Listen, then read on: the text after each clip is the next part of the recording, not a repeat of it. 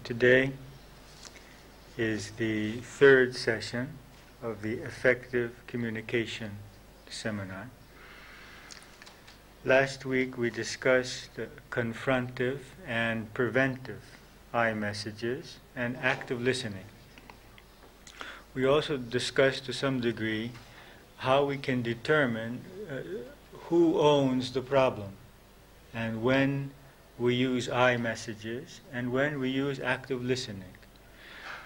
Before I forget, I would like to give reference that this system has been developed by other people, and the basic source from which this information has come and this technique has come is the work of Thomas Gordon and his wife Linda Adams Gordon and their work with effective communication. Of course, the way I present it is my own interpretation of that. It may not follow exactly what they're doing. And we discussed that when the problem belongs to me, which means I'm unhappy with the other person's behavior, or I'm unhappy with the situation which I'm experiencing in life, that what I need to do is to make an I message expressing to the people around me what I am feeling, what I need, what my beliefs and reactions are. And when I see that someone else is disturbed, either with my behavior or with something else which is going on in their lives, then the appropriate means of communication is active listening. Today we're going to discuss the third possibility, and that is that our lives are in some way connected, at least at the present, and we're both not feeling content with what is going on. That is, that we have a conflict. Now, there are two kinds of conflicts, as we mentioned last week. One kind is a need conflict, and the other is a values conflict. Today, we're going to discuss need conflicts, and in the future, value conflicts. Let me speak about some of the need conflicts that I have observed in people over the years. One conflict arises over the subject of communication itself. For example, a pattern that we see often, without wanting to put people into certain roles, is that women have more need for communication, verbal, than men. But this could not be, it could be opposite. I mean, it's just that this is a pattern which we see. Now, the person who has a greater need for verbal communication may at some times pressure the other person who has less need, and the other person feeling pressured starts to manifest defense mechanisms. He may avoid communication, may be abrupt, may give superficial kinds of answers, may hide behind the newspaper or the television, not giving one's attention. This causes the person who needs that verbal contact to feel rejected, and that rejection creates a greater need for attention, which is interpreted through the verbal attention, and a greater pressure, perhaps complaining or accusing the other or being negative, which causes the other to be even more defensive in order to protect himself from the danger of having to communicate more than he wants to or she wants to. And this creates a vicious circle in which these two people all become further and further apart rather than uniting. Now, usually in these cases, the harmony and the truth exist somewhere between them. That one needs to learn to feel unity with the other or to solve one's problems without having to speak so much. And the other needs to learn to be more expressive and more open in his communication. So I would not like to say this person is correct and this person is not correct. Usually when two people get into such a situation, both of them have something to learn, and that is one to come towards the other. Another conflict which I've seen frequently, a need conflict, is the need for order and cleanliness. Inevitably, in any group of persons, a family situation or even office situation, one person is going to have a greater need for orderliness and cleanliness than the others. Is not going to be able to feel relaxed or at ease in an environment in which things are not as orderly or as clean as he needs them to be in order to feel comfortable with himself. This inevitably will cause him to begin to pressure the others in subtle or in gross ways, in which they start to feel suppressed. In that suppression, they begin to react. They may even become more negligent in order to affirm in a certain way their freedom. That causes the person who needs this order for his own peace of mind to feel rejected, abused. Often he will start doing these things by himself, and as he cleans and puts order by himself, feeling this grudge within himself or herself towards the others, becoming negative towards them. And this causes the others not only to react in this way, but also to become lazy, because this person always is one step ahead of them in keeping order or cleanliness. So we see many conflicts arising, especially between parents and adolescent children, or parents and children or spouses on this point. One person needing greater order and cleanliness than others. Another area of conflict which I have observed in couples especially is how to raise our children. One may have a stance that we need to control them, to know what they're doing all the time, to limit their activities, the limit the persons they can have friendship with or what they can do. The other may believe in greater freedom.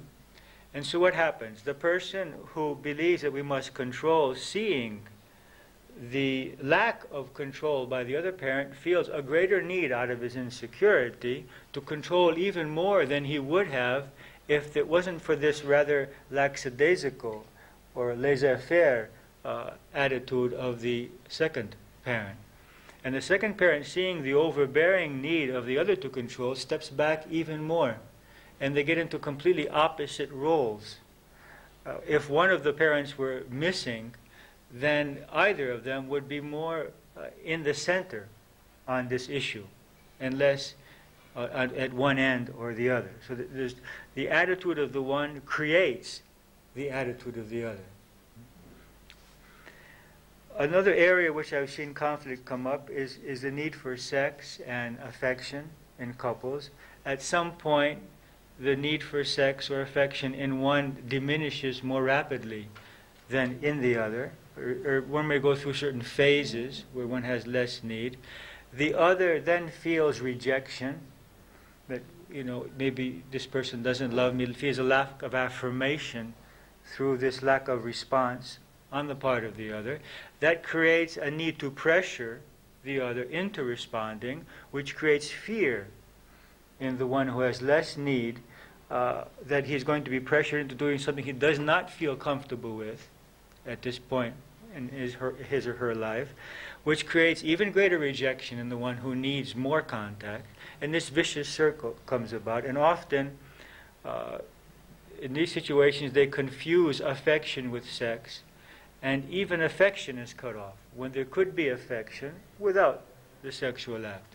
But because they're put together, and this person fears that, well, if I allow affection, it's going to lead towards sexual feelings, then he just cuts off all affectionate contact. And we have a need conflict. One needs this contact, the other needs not to have this conflict, this contact at this point. Another area in which I've seen these kinds of conflicts is in the need for social contact.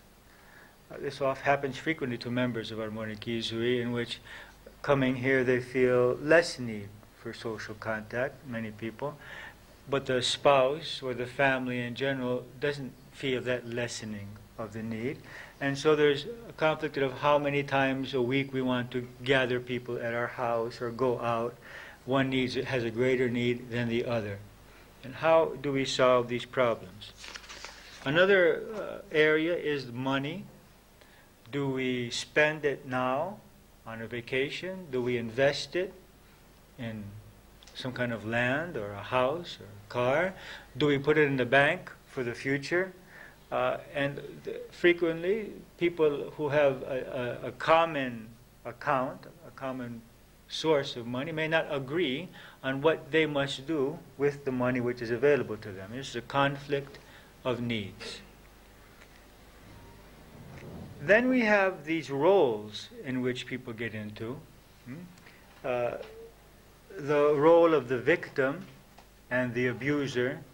The more one plays the victim, the more the other gets into the role of the abuser. And people get into these games of playing with each other. Another area of conflict is how much time and energy one should give to his or her profession, and how much time or energy one should give to the home or the family.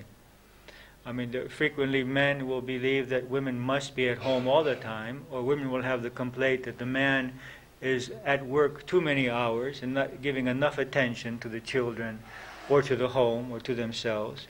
And so we have here a conflict in needs concerning profession and contact at the home.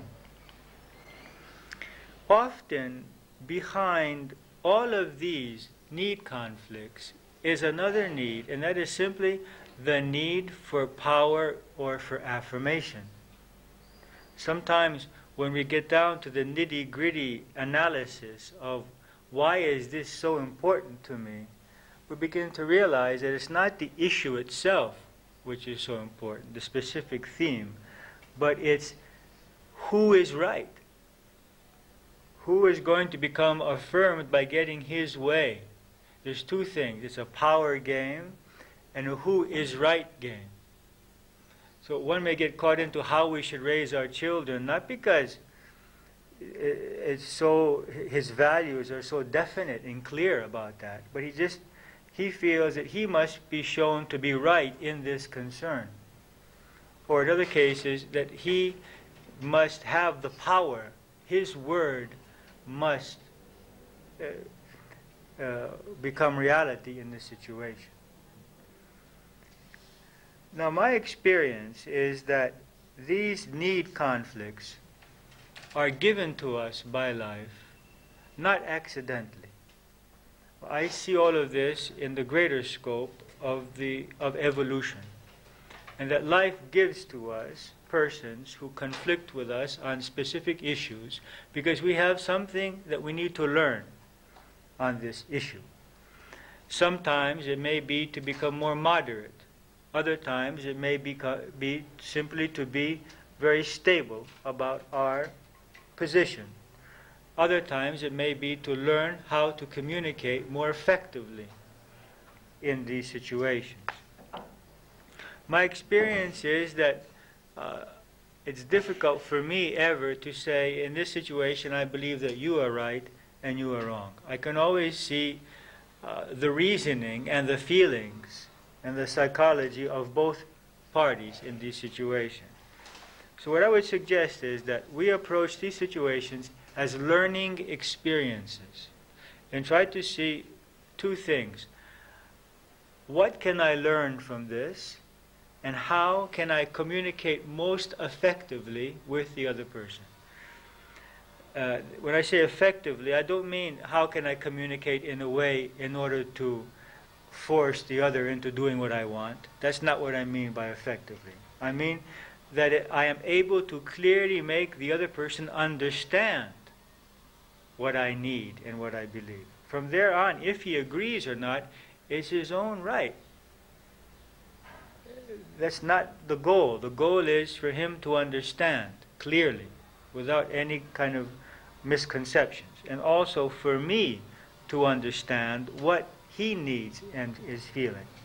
And to see the issues behind the superficial issues.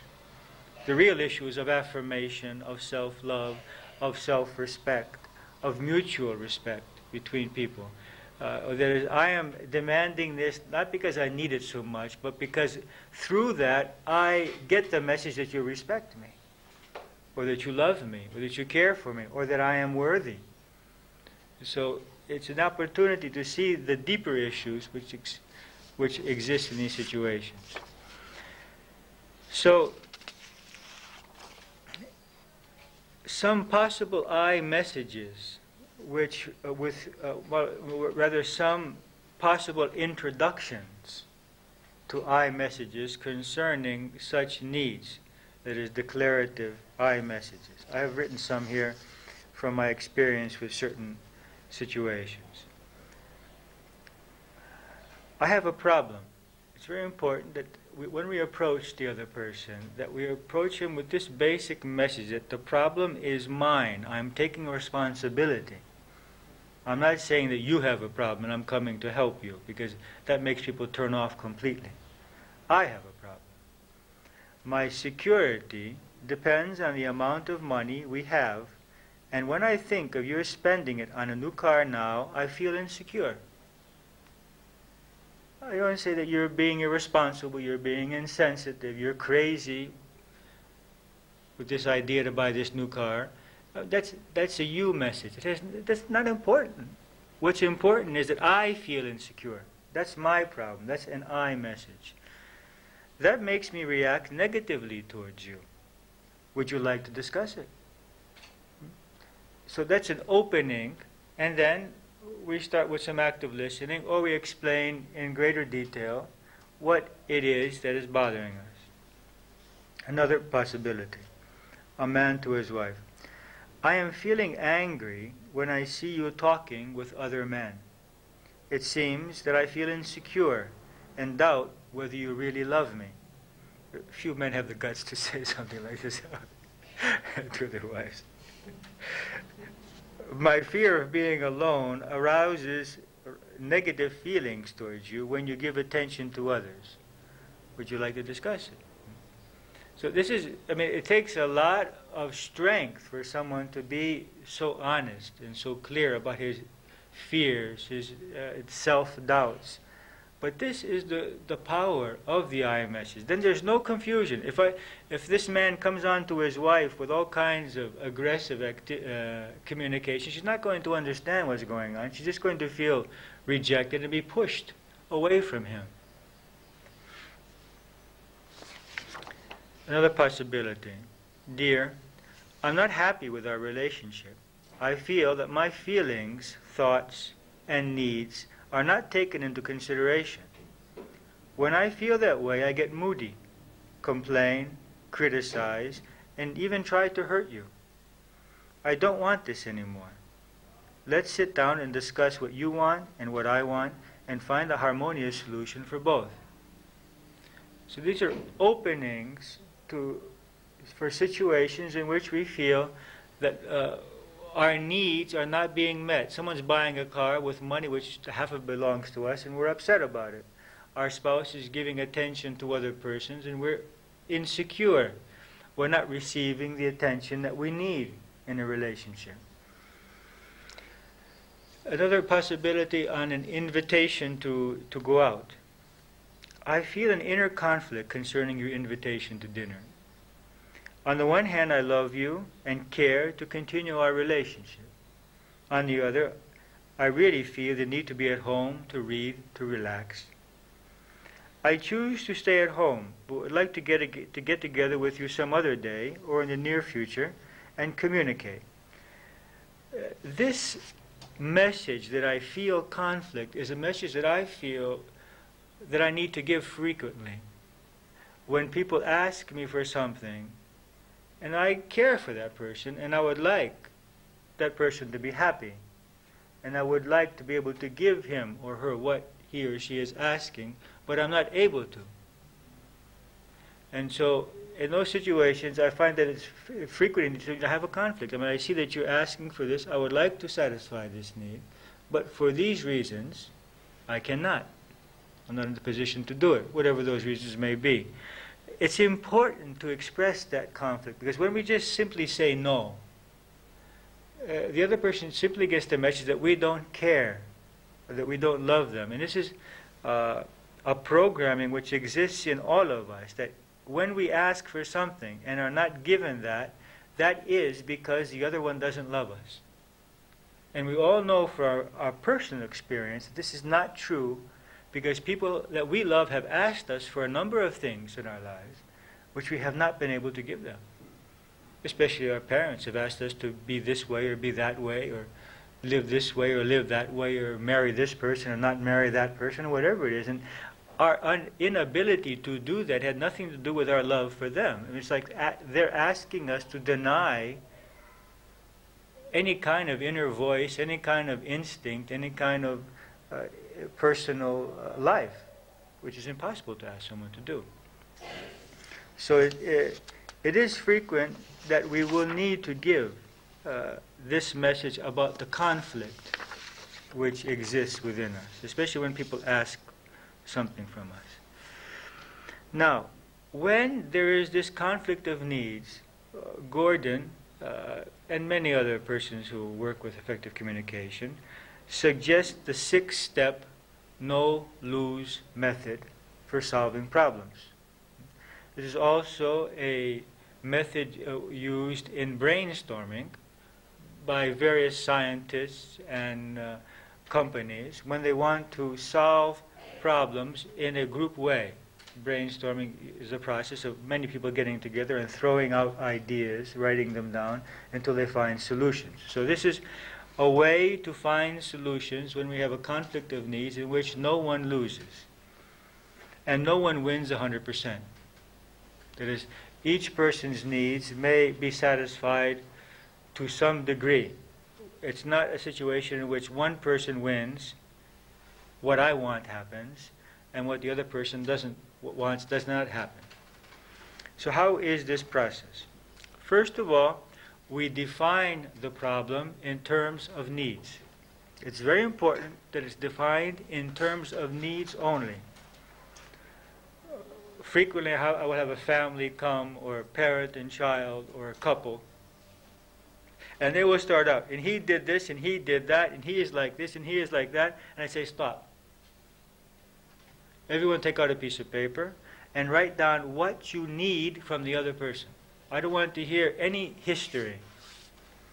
It's not important to me who did what to whom. I want to know today, what do you need from the other person? It's very important when we're working with this process to stay in the present and not to get into the past and what each did and did not do. But for each person to realize, what is it that I need from my child? What is it that I need from my spouse or from my parent? Now, this process of discovering needs is not easy for many people because they have never really thought about it in this way. And they need help. And often we have to help them when they express something to find the need behind that. For example, that I want my wife never to leave the house when I'm there, which is something I've heard frequently from Greek men. Well, what is the need that you have behind that? And what is the need of the wife to leave the house? What is it she needs to do? What does that satisfy within her? And what is satisfied within him by knowing that she is at home? You see? So when we're looking at needs, we need to look at the needs behind the needs, and sometimes the needs behind the needs behind the needs. It's like opening up these boxes, and each box is a little smaller and a little smaller, and we're getting into more essential needs.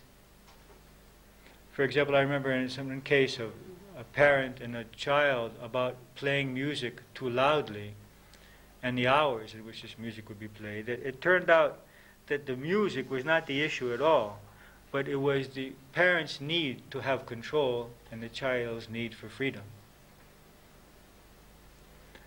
So, I mean, the whole thing was about this music, and when we managed to suggest solutions which obviously would have satisfied the parent's need for this quietness and the child's need to listen to music, such as headphones and these kinds of things, neither of them would agree. Because that wasn't the issue. The issue was control and freedom, which was being played behind this issue of music. So what do we do in the first step? We start defining the needs, and it's better for these to be written down. My needs, your needs, his needs, her needs, you write them all down. And it's very possible that as we go on to the next steps of the solution, that we will remember or discover more needs or deeper needs, and then we will go back and add them to the list. I forgot that I have this need, or I realize now that my real need is this, and we add it.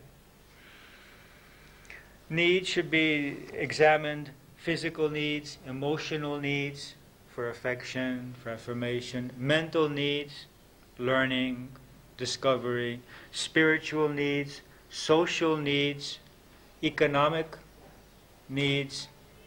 All these together must be realized and recognized.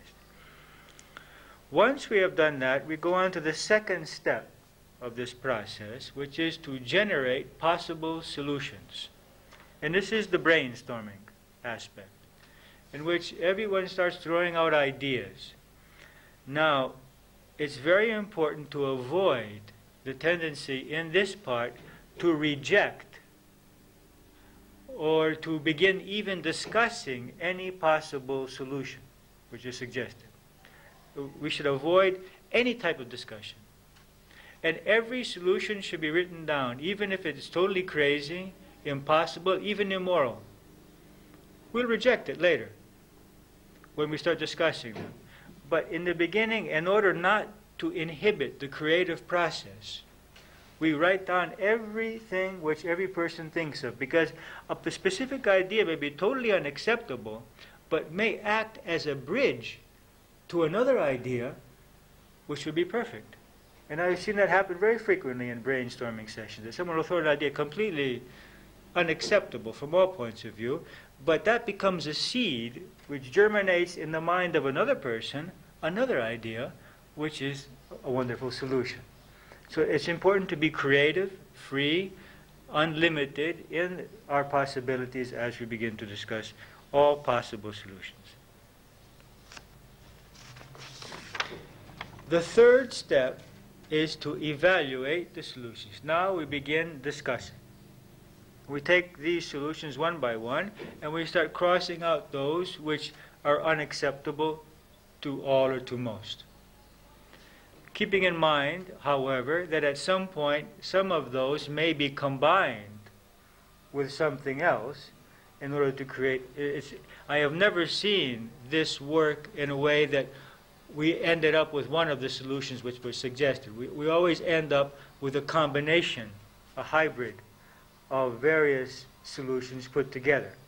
So we begin discussing the positive and negative aspects of these possible solutions which have been suggested. And we begin eliminating some. And the fourth step is that we decide on a mutually acceptable solution, in which is usually a combination, as I mentioned earlier, of some of those solutions mentioned above. My opinion, it is that in this case it's best to write down what we have decided so that we all see that and are very clear that this is what we have decided and that there's no confusion about that. Or, if there is objection to that, each person with his own words to describe the solution which he believes has been made. Otherwise, there is the possibility of leaving this meeting, each person understanding a different solution and a different agreement. This happens, unfortunately. The fifth stage is acting on the solution. We begin to put it into practice. Here, it is important to start out in good faith. We mean that not to be waiting for the other person for the first slip up and then start accusing him, well, you didn't keep your word. He will need time, and he may even test our love and our patience. So we must give some freeway, some space to the other person to be able to digest this new agreement, which is demanding of him perhaps a new kind of behavior or some kind of sacrifice. It's costing him something, because if it wasn't costing him something, he would have agreed a long time ago, because to have arrived at the point where we have to talk about this in such a way, it means that we've already discussed this at least 10 or 15 times. And now we're faced with the need to handle this situation in this way. And if this other person could have easily responded to our needs, he would have done it. So we must understand that it's difficult for him. There's some obstacles within him, some fears, some blockages which are preventing him from being able to respond to our needs. Otherwise, we wouldn't have arrived to a situation to do such a meticulous type of solution. And the sixth stage, it's the six-step no-lose method, is to reevaluate the solution that we have come up with. That is to have a meeting after 1 or 2 or 3 months, sit down, and each person to express how he's feeling with this solution. Perhaps some needs were forgotten. Perhaps someone's not being very clear about, very steady about fulfilling his part of the bargain. And a reevaluation and perhaps the creation of a new solution. We may have to start out from the beginning because we weren't very clear about our needs at that time. Now, I'm going to give you an example. This is from Linda Adams Gordon's book, Effectiveness, Women's Effectiveness Training in Communication.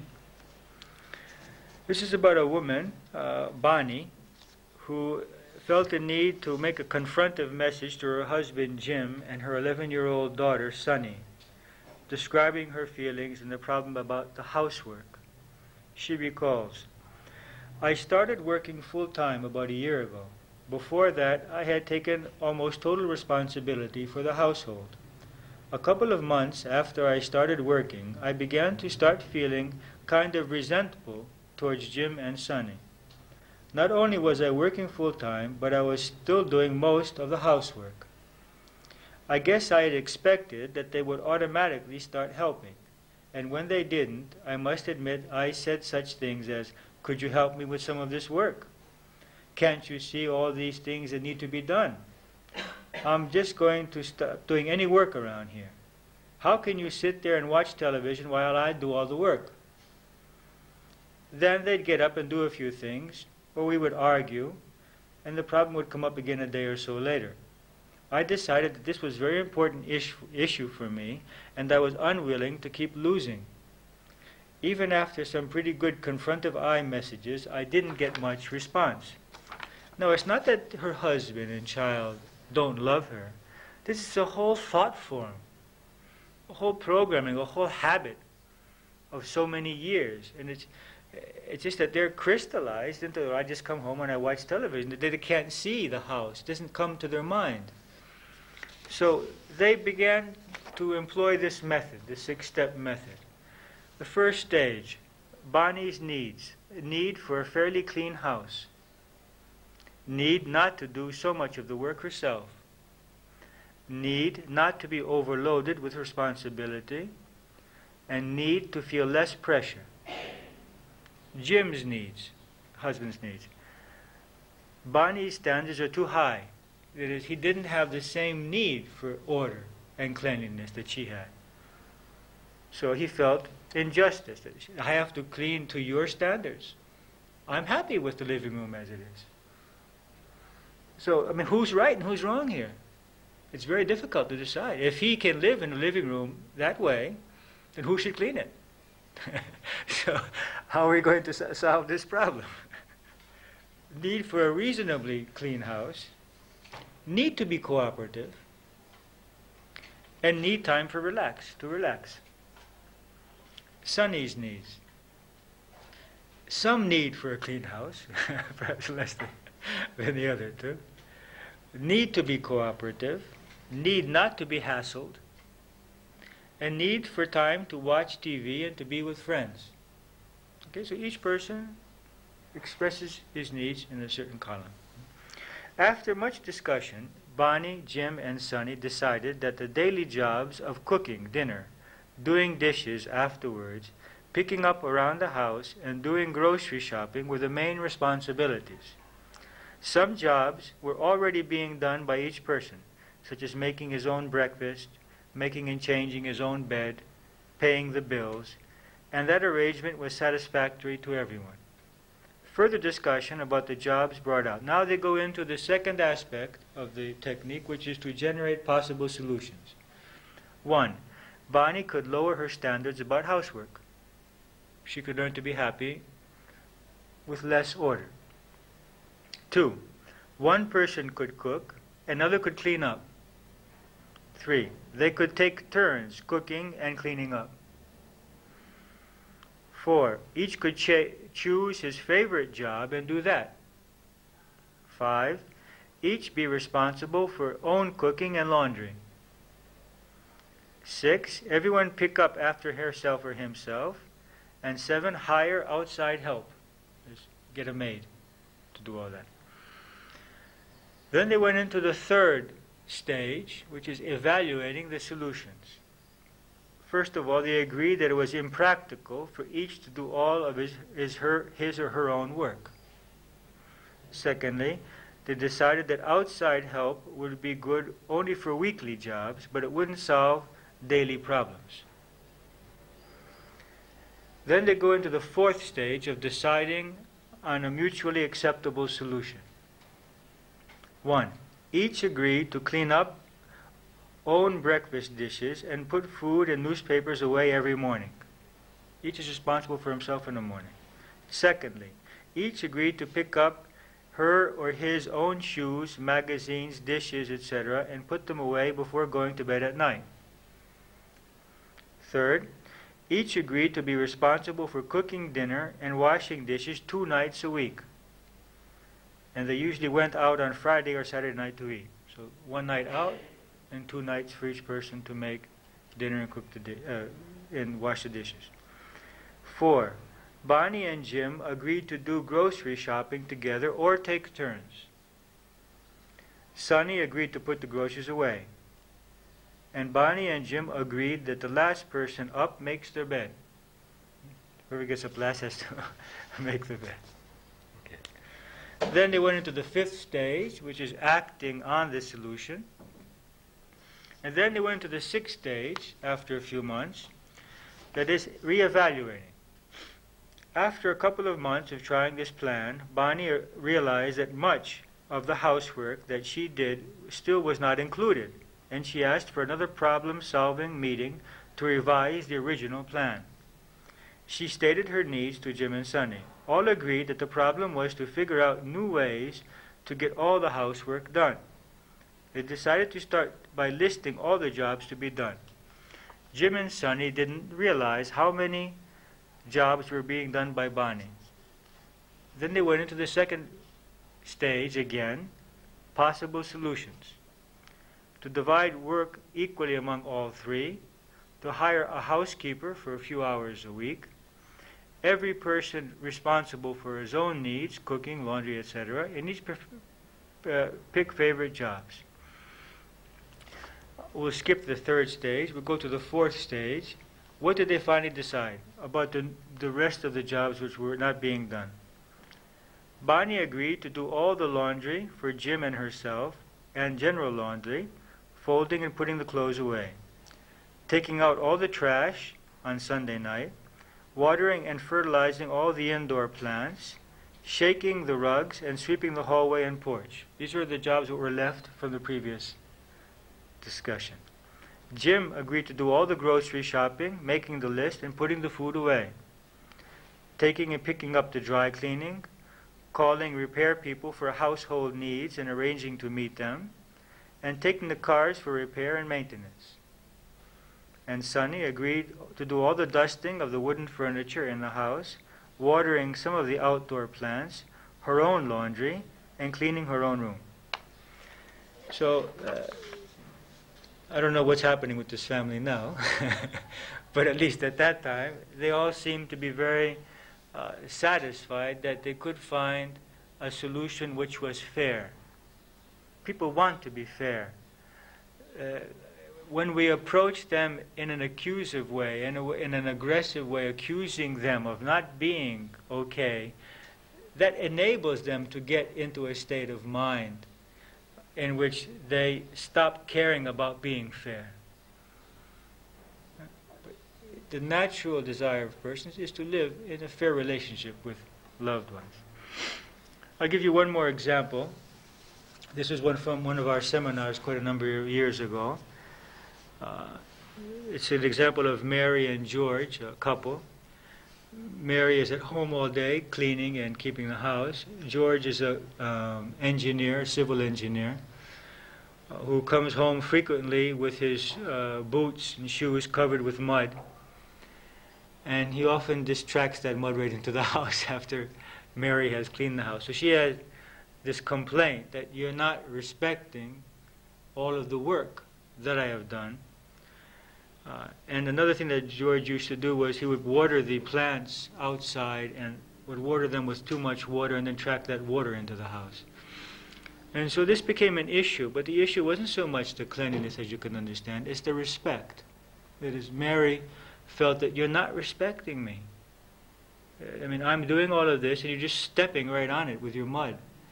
And for George it was, I'm so tired when I come home, and this is my house, and I'm making so much money and supplying all this money for all of us to live, and I can't do what I want in my own house. I can't have the freedom to walk in with the shoes that I like, or the freedom to water the plants in the way I like. So it's an issue of respect and freedom and self-worth on both parts. That what kind of man am I if I can't do what I want in my own house?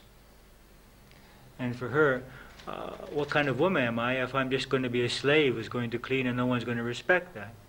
So when we see the deeper issues in both of these situations, it's a matter of one's own self-image, which is being limited by the other's reactions. So we sat down as a group and people began to throw out ideas. One other issue was that she was tired. In addition to all this cleaning, she was also tired of cooking and taking care of the children all day. So one suggestion was that they eat out. Another was that George remove his shoes before he goes into the house. Another, that Mary not get angry, that she just accept that. Another would be that they would have separate shoes or sandals. Take off his shoes and wear these other shoes or sandals as he went into the house.